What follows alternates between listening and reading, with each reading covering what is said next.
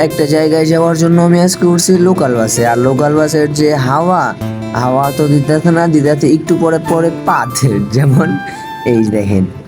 আর এইখানে আমি মনে করেন যাচ্ছি একটা জায়গায়, যেখানে যাওয়ার জন্য আজকে লোকাল বাসে করে যাচ্ছি।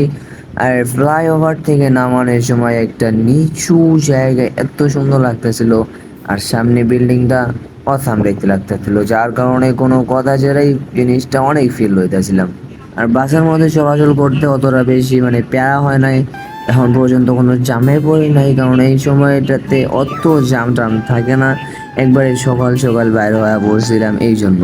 একটা ফ্লাইওভার থেকে নামা আরেকটা ফ্লাইওভারের উপর উঠছি, আর এই ফ্লাইওভারে যখন উঠছি বৃষ্টি পড়তেছে, অ্যান্ড মানে বাসের ভিতর দিয়ে সামনে আসছে বসছি, জিনিসটা আর আশেপাশের ওয়েদারটা আর সঙ্গে সঙ্গে বিল্ডিংগুলা মানে বলার বাইরে খুব সুন্দর লাগতেছিল।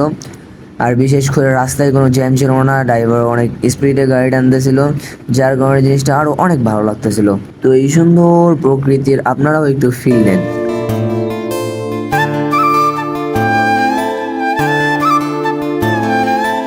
একটু সামনে যাই আমার চোখের মধ্যে পড়লো স্টেডিয়াম। অবশ্য স্টেডিয়ামটা কোন স্টেডিয়াম এটাও আমি বুঝতে পারতেছি না। যাই হোক, এইখানে জানলা বড় করে কিছু দেখাইতে পারতেছে না, জানলা চিপা দিয়ে জিনিস দেখতে হইতেছে। আর বৃষ্টি পড়তেছে অনেক, যার কারণে মানে গাড়িটার গতি ঠিক থাকলেও গাড়িটা অনেক স্লো হয়ে যেতেছে। পুরো রাস্তায় যদি সুন্দর করে এনে আইয়াটে একবার ঠাড়া ভরা জাম লাইগা গেছে একবারে।